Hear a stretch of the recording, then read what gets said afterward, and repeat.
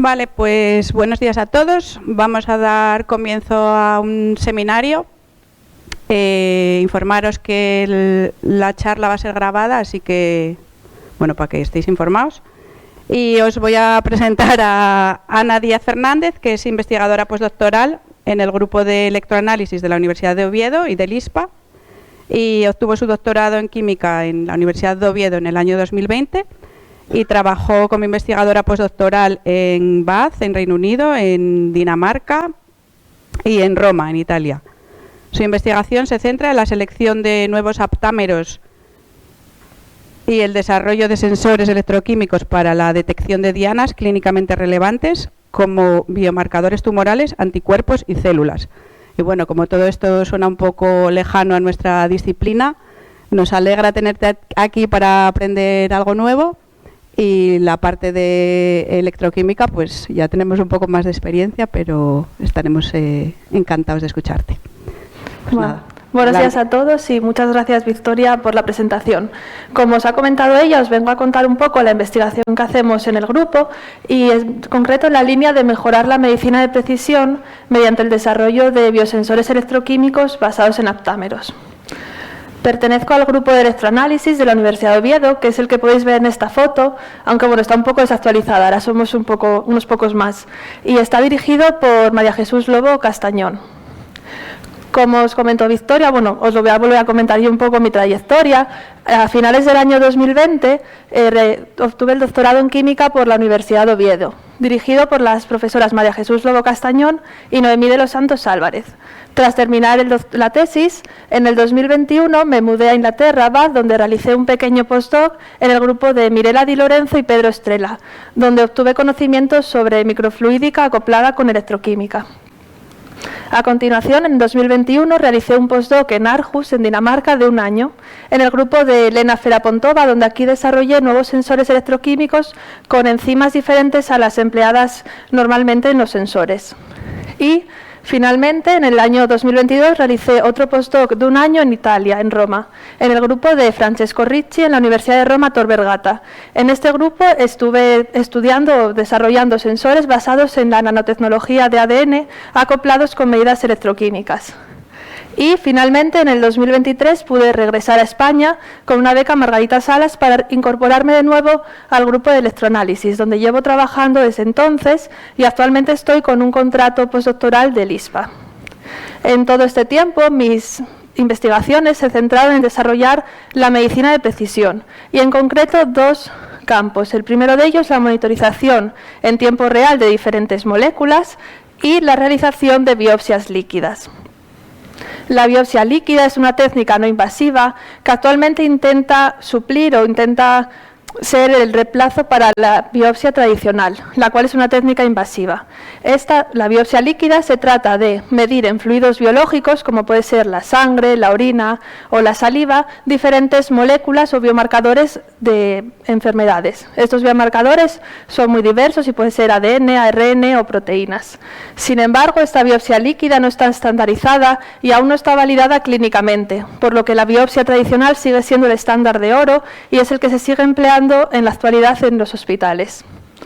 Para conseguir avanzar en estos 2 campos, nos centramos en el desarrollo o la selección de nuevos receptores, que son los aptámeros, que a continuación os diré lo que son, y la construcción de sensores electroquímicos con estos aptámeros. Los aptámeros son secuencias cortas de ADN o de ARN, pero de cadena simple, no tenemos la doble hebra, que son capaces de adoptar una estructura tridimensional alrededor de la diana para unirse a ella. Tienen una función como si fuesen anticuerpos. También se les conoce como anticuerpos químicos, pero estos se obtienen en el laboratorio mediante un proceso de selección in vitro y no necesitamos usar animales. Y también tienen algunas otras ventajas frente a los anticuerpos, como por ejemplo que se producen mediante síntesis química. Una vez que sabes la secuencia del aptámero, hay casas comerciales que lo sintetizan como si fuese el ADN normal, por lo cual esta es reproducible y de bajo coste. Además, también tiene una gran estabilidad química y térmica como la que tiene el ADN y son fácilmente modificables para inmovilizarlos sobre los electrodos o modificarlos con marcas que nos den señales electroquímicas. Con ellos lo que construimos son los sensores, que son dispositivos capaces de detectar un analito concreto en una muestra compleja, y estos sensores están formados por la capa sensora y el transductor. Aquí es en la capa sensora donde tendremos nuestro receptor específico, que es el aptámero, o puede ser, por ejemplo, anticuerpos o enzimas. Y en mi caso, la transducción será una detección electroquímica, ya que nos da lugar a bajos límites de detección, rápido, barato, preciso y fácil de usar. A continuación voy a comentar los principales resultados que obtuvimos en la selección de aptámeros y después pasaré a comentar la construcción de los sensores electroquímicos. Como os dije, los aptámeros se obtienen mediante un proceso de selección. Este proceso de selección consta de 4 etapas que se repiten cíclicamente. Este proceso está basado en la selección natural descrita por Darwin, o se basa en ella, y consiste en la interacción. Vamos a tener una colección de secuencias de aptámeros aleatoria y con muchísima variabilidad, y la vamos a poner en contacto con nuestra diana, para después solamente separar los que no se unen y eluir los que se han unido. Como tenemos poca cantidad que se hayan unido, los amplificaremos por PCR para tener muchas copias. Y antes de comenzar una nueva interacción necesitamos tener otra vez la hebra simple, por lo que los separaremos. Estas etapas se repiten normalmente de 10 a 15 veces, y en cada etapa que se hace las condiciones se ponen más difíciles, para que al final solamente los aptámeros con mayor afinidad por nuestra diana sobrevivan. Y para identificarlos realizamos una clonación o secuenciación. Realizando este proceso hicimos 2 selects para moléculas difíciles.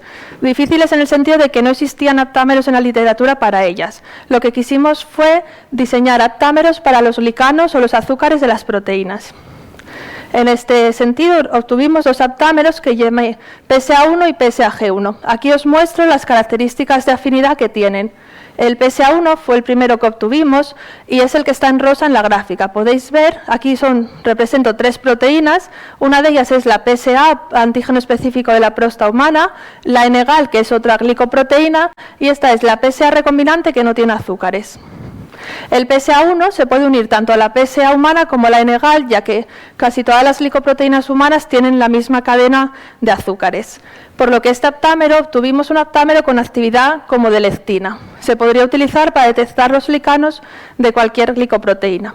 Y después, en el segundo SELES, fuimos más allá. Obtuvimos un aptámero que solamente y específicamente reconoce los azúcares de la PSA humana, y esto es porque conseguimos que reconociese tanto a los glicanos de la proteína como a la región peptídica. Para comprobar esto también realizamos modelizaciones computacionales del sitio de unión del aptámero por la proteína. Aquí es el del PSA1, esta molécula de aquí sería el aptámero y está la proteína con los azúcares. Como veis, se une sobre todo a los azúcares más externos. Mientras que aquí abajo, a ver si es un vídeo de la unión del aptámero PSAG1, que si os fijáis está como más metido hacia la estructura peptídica de la proteína, por lo que sí que corrobora nuestra hipótesis de que estamos reconociendo ambos, glicanos y proteína. En el campo de la modelización 3D hemos seguido avanzando y recientemente hemos desarrollado una herramienta online para la modelización de la estructura 3D de los aptámeros. Esta herramienta, partiendo de la secuencia de los aptámeros, de las bases, nos permite obtener la estructura 3D de manera fiable. Esa estructura 3D es importante conocerla, ya que nos ayudará a entender por qué zona se va a unir a la proteína, para así poder hacer truncamientos post-seles que nos obtengan una secuencia más corta, que al final va a ser más barata y va a hacer que nuestros sensores sean de menor coste. Hemos validado esta herramienta con 5 secuencias de aptámeros experimentalmente y la podéis descargar aquí gratuitamente para poder probarla si estáis interesados en usar aptámeros. Pues básicamente esto es lo que avanzamos en el campo de la selección de nuevos receptores, los aptámeros. Actualmente también estamos trabajando en desarrollarlos para otras dianas y estamos realizando el proceso SELES. Aún no tenemos los aptámeros descritos. Por lo que ahora voy a pasar a tratar sobre la construcción de los sensores electroquímicos, primero los que realizamos para las biopsias líquidas y a continuación la monitorización en tiempo real. Para la biopsia líquida, en primer lugar, nos centramos en el cáncer de próstata, específicamente en el biomarcador PSA. Para ello, desarrollamos una plataforma sensora dual sobre electrodos evaporados de oro que fabricamos en el laboratorio. Esta plataforma está formada por dos sensores. Como os he dicho, son de oro y modificados con nanopartículas de oro para la inmovilización de los aptámeros. Este ensayo es un ensayo directo en el que la unión de la proteína al aptámero la seguiremos mediante medidas de impedancia. De esta forma obtuvimos estas curvas de calibrado para cada uno de los dos sensores, con una buena respuesta tanto en PBS, en buffer, como en suero diluido.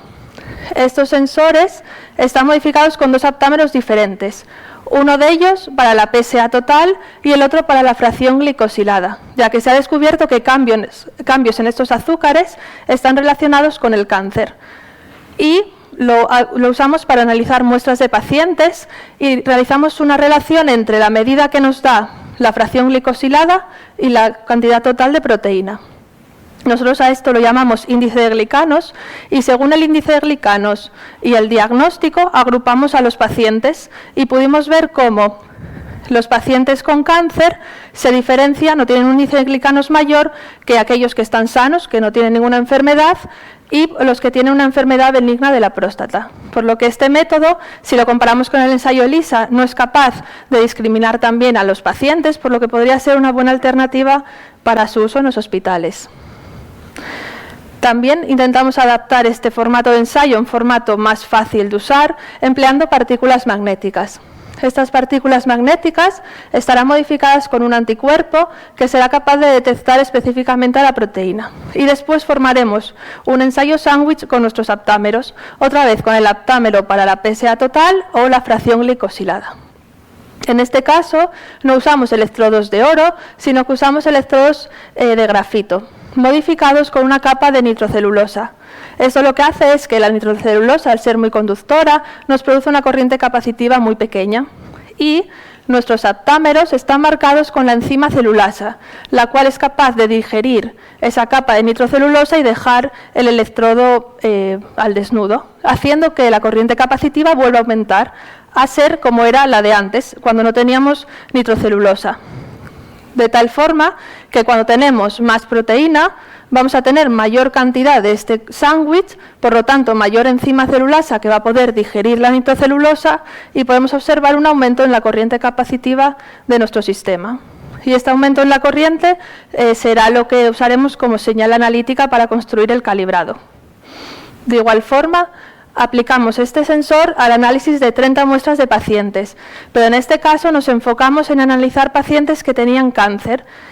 Y sobre todo teníamos dos grupos, los que tenían metástasis y los que no, y solamente teníamos un paciente que no tenía cáncer. Como ya habíamos visto antes, este índice de glicanos puede diferenciar entre pacientes con cáncer y pacientes sanos, pero descubrimos, lo que es más interesante, es que también es capaz de distinguir aquellos pacientes que tienen metástasis de los que no. Es un estudio con un número de muestras pequeño, tendríamos que realizar más, pero consiguió clasificar correctamente a todos los pacientes.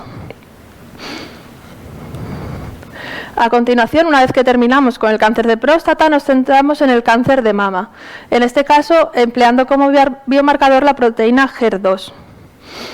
Un primer experimento también sobre partículas magnéticas, realizamos un ensayo sándwich en el que tenemos dos aptámeros que se van a unir a nuestra proteína. Y este segundo aptámero está modificado con la enzima imina, la cual es capaz de catalizar la reducción del oxígeno. Y es esta reducción del oxígeno la que utilizaremos como señal analítica para nuestro sensor. Como veis aquí, cuando tenemos más proteína, tenemos más enzima y la catálisis del oxígeno empieza a potenciales más positivos.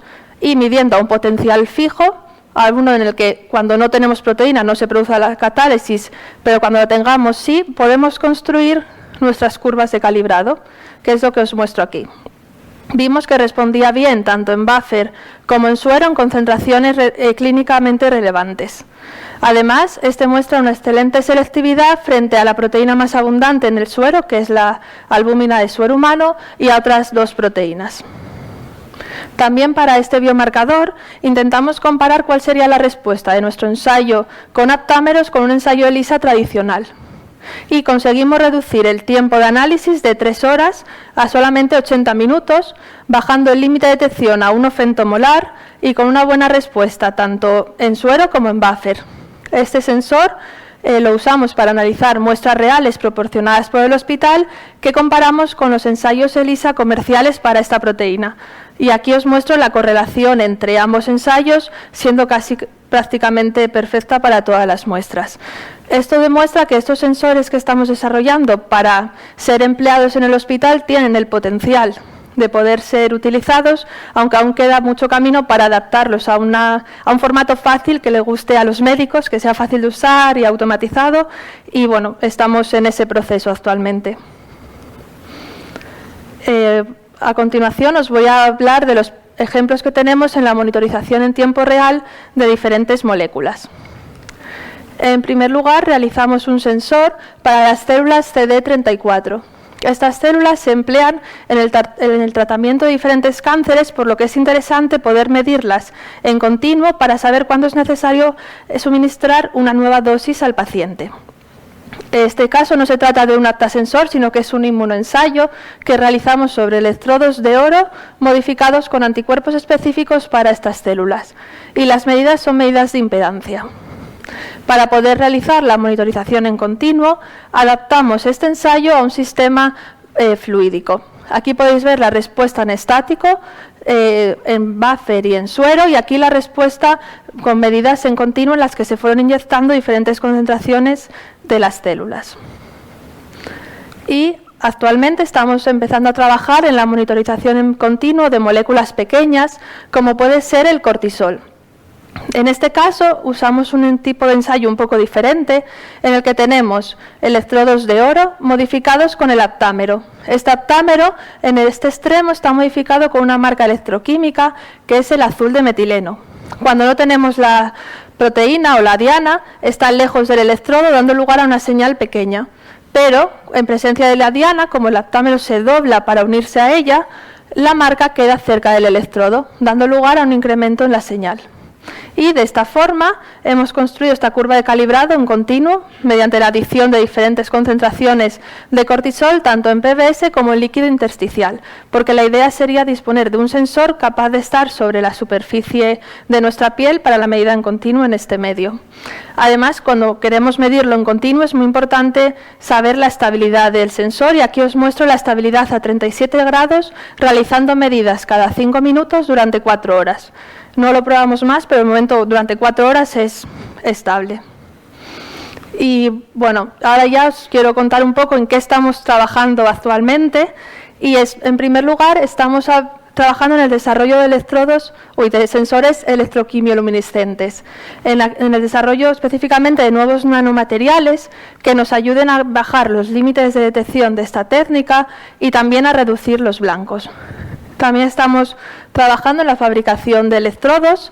Primero hemos ya desarrollado electrodos serigrafiados de pasta de carbono sobre plástico y queremos empezar con la impresión 3D, en la cual estamos todavía estudiando cómo hacerlo. Tenemos una impresora, pero tenemos poca experiencia en este campo y estamos viendo cuál es la mejor manera de obtener estos electrodos. Y por último, estamos también en el campo de los sensores wearable, en el desarrollo de microagujas que lleven aquí el electrodo. Esto lo estamos haciendo en colaboración con el Centro de Investigación de Arquimia, y también nos gustaría desarrollar electrodos flexibles. Y bueno, esto es todo. Muchas gracias por vuestra atención y estaré encantada de responder cualquier pregunta que tengáis.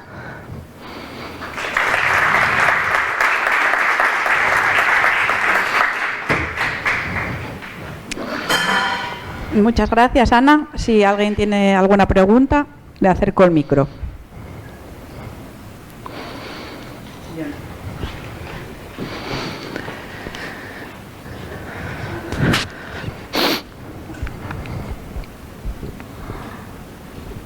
Muchas gracias, muy interesante. Tal vez pregunta muy como básica para mí.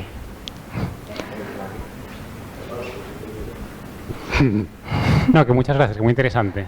Gracias. Que tal vez pregunta muy básica para mí, que no somos del...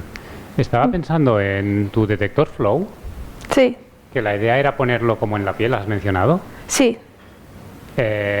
¿Cómo llega tu analito a tu detector y cómo se renueva? Claro, la idea sería tener este tipo de microagujas que son capaces de entrar hasta la dermis. Entonces ahí está el líquido intersticial que desde la sangre por difusión pasarían los analitos pequeños y así se podrían medir. La idea sería tener el sensor aquí, en la parte de abajo de las agujas. Y luego pues aquí un sistema informático que transfiera las medidas a un ordenador. Vale, gracias. Y una vez se hace el enlace con el detector, qué fácil es que se renueve. Sí, las uniones de estas moléculas pequeñas es reversible. Una vez que se une, a los pocos segundos se suelta. Gracias.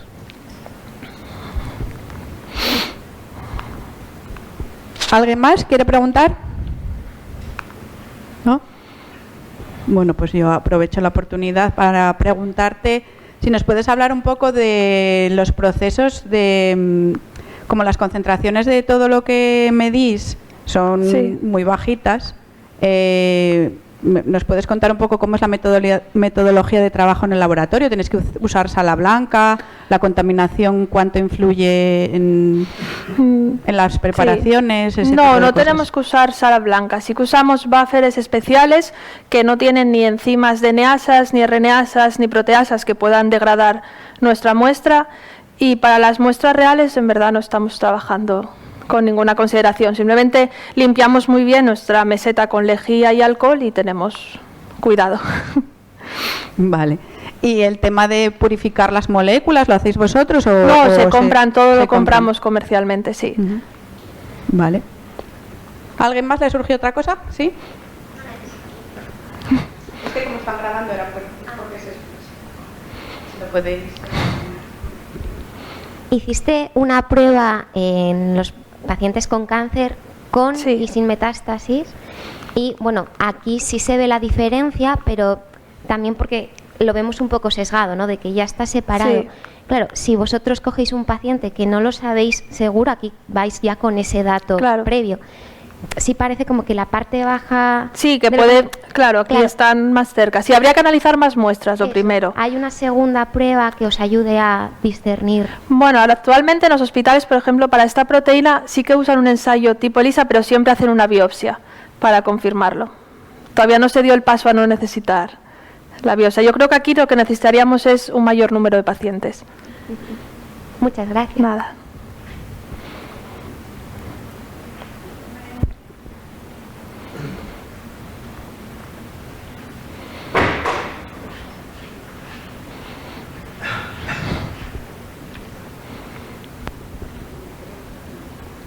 Hola, gracias Ana por la charla, muy interesante. Yo tenía una pregunta sobre el sustrato. ¿Por qué siempre oro? ¿Habéis contemplado otro sustrato conductor para poner los aptámeros? ¿Tiene algo que ver la interacción aptámero-oro? ¿Está marcado el aptámero con algún tiol? Sí que está, en los casos del oro está marcado con tiol, porque la unión sí es más fácil. Porque la interacción es la misma que con el mercurio, entiendo. Sí. ¿Y podríais contemplar algún otro sustrato conductor? Sí, actualmente, por ejemplo, estamos usando de carbono, solo que en carbono es una construcción más difícil, porque normalmente no ponemos el aptámero directamente, porque si lo pusiésemos quedaría... nadie te asegura que quede hacia arriba, por así decirlo, no orientado. Como una monocapa ensamblada. Sí. Entonces en oro eso es más fácil de conseguir. ¿Qué requisitos tiene que tener un sustrato de carbono para que sea apto para un aptámero? ¿O cuáles crees que podría ser? Que es... O sea, tiene que quedarte como una hebra, por ejemplo, una guanina. Sí, normalmente es lo que estamos para el carbono. El sustrato con que sea conductor sirve. Lo que estamos usando es la interacción streptavidina-biotina. Vale. Entonces podemos marcar el aptámero con biotina y modificamos por absorción el electrodo con streptavidina. Vale, gracias. Nada.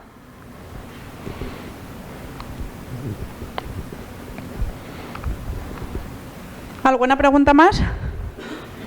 Pues nada. Muchas gracias por haber venido hasta aquí y por contarnos lo que haces, que está muy interesante. Y gracias. Nada, le damos las gracias.